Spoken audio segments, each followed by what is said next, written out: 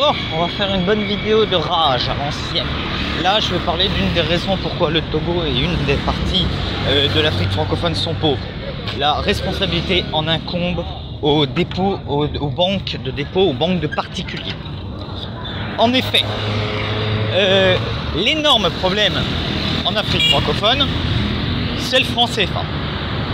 C'est-à-dire qu'en gros, on a une quinzaine de pays qui a une monnaie gérée, pilotée de l'étranger, imprimée à Chamaillard en France. Le cours a encore lieu. Et jusqu'en 2020, tout le pognon était, toutes les réserves d'or étaient à la Banque de France. Soit disant qu'ils ont africanisé le truc, mais bon, méfiez-vous. Hein.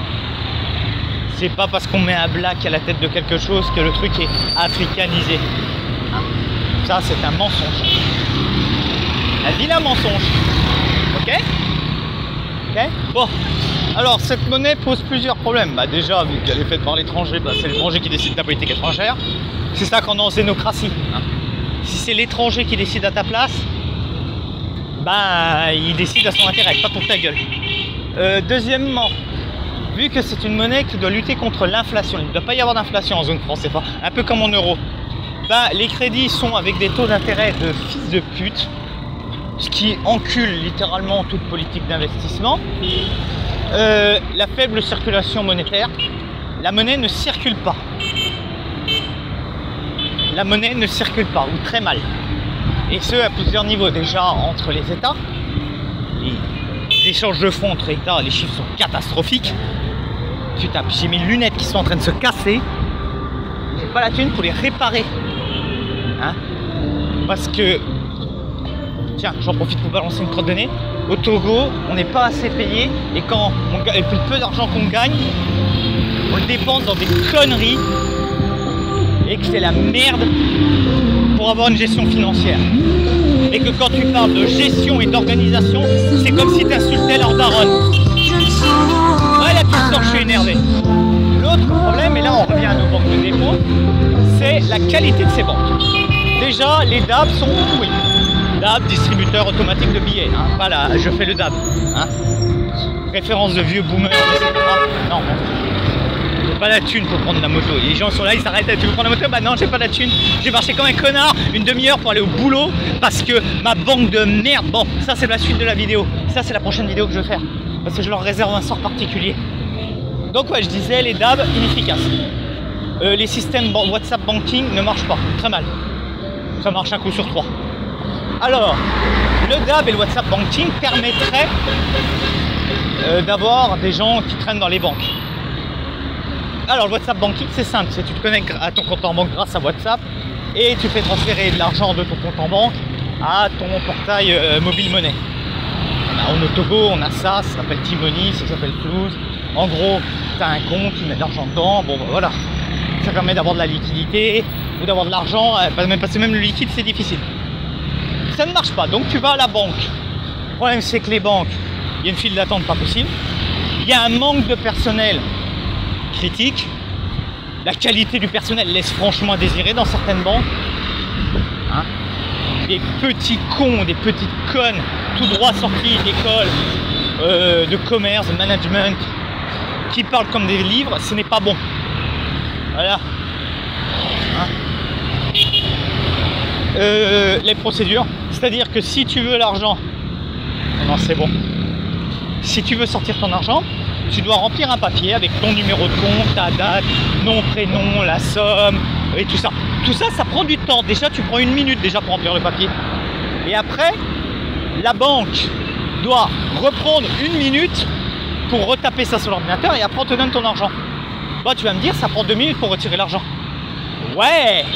Mais comme il n'y a pas de DAB, comme les WhatsApp banking ne marchent pas et que de toute façon les cartes bancaires coûtent un argent pas possible parce que la moindre carte bancaire coûte entre 900 et 1000 francs CFA, ce qui correspond à 1/50e du SMIC, c'est que comme si tu étais en France, le SMIC, ouais, 100, ça fait 12, ça fait comme si ta carte bancaire te coûtait 5-6 euros.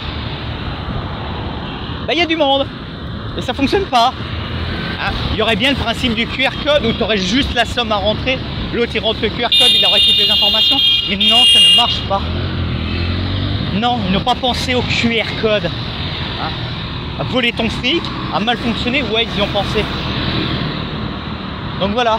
Donc pour retirer le pognon, c'est la merde. Pour avoir de la monnaie, c'est la merde aussi, parce que les billets de 10 000, tu les écoules très mal. Sauf que quand tu vas à la banque, est-ce qu'on te donne des billets de 10 000? Et ouais, connard. Donc voilà. Donc c'est pour ça que les banques sont totalement inopérantes, totalement inefficaces. Elles ne jouent pas leur rôle de transfert de fonds, de levier de l'investissement par le crédit, parce que le crédit est Vlad chaud à avoir, parce que ton crédit, tu l'obtiens si ton entreprise est assez solide et qu'elle est en partenariat avec une banque. Si elle n'est pas en partenariat avec une banque, tu fais pas de crédit, tu vas te faire enculer, tu n'investis pas, tu n'accèdes jamais à la propriété, mange tes morts, hein, sauce tomate. Voilà. Pas de crédit, pas d'investissement, bon bah. Tu vois bien ce qu'il y a, tu vois bien là, je t'explique pas la suite. Et donc voilà, les gens ils restent dans la pauvreté. C'est pour ça qu'en 2024, il y a encore des gens qui font caca dans les rues, au Togo ils font pipi dans les rues, et qu'ils n'ont pas d'électricité, et l'eau courante, et accès aux soins. Parce que les banques, elles ne permettent pas l'investissement. Parce que les banques qui passent 3 heures pour retirer ton fric, 3 heures où tu ne travailles pas, 3 heures où tu ne produis pas, 3 heures où tu ne participes pas à l'économie. Et ouais.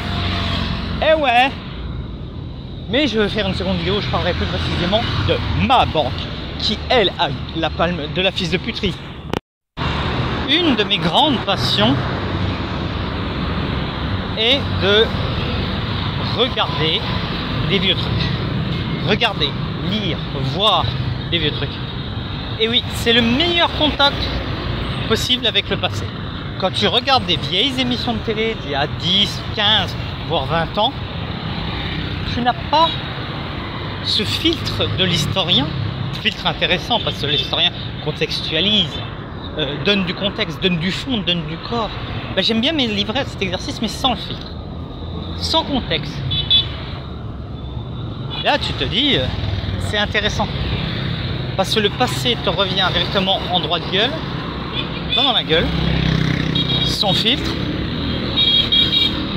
Et surtout, tu permets de voir le décalage entre ce qu'il y a avant et ce qu'il y a maintenant. On va prendre l'exemple des émissions de télé. L'humour, le montage, la qualité de l'image, le traitement.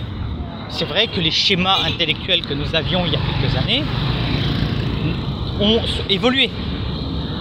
L'humour, comment on amène l'humour, c'est pour ça qu'on dit d'un humour qui peut être daté. Et donc c'est très intéressant. Et là ça permet de voir le temps qui passe. Et là ça permet de voir cette altérité qui est très importante en histoire. Cette altérité que ce que tu vois c'est le passé, tu es dans le présent. Le passé n'est pas le présent parce que le passé est différent du présent. Ok ? Lire des choses, là aussi très intéressant la lecture. Là tu tombes un peu sur toute la linguistique, l'évolution de la langue. Mais le dernier aspect que j'aimerais aborder, parce que c'est une vidéo assez courte, c'est les images. J'ai une passion peut-être macabre de me balader sur Google Street View, mais de mettre le curseur à 2008.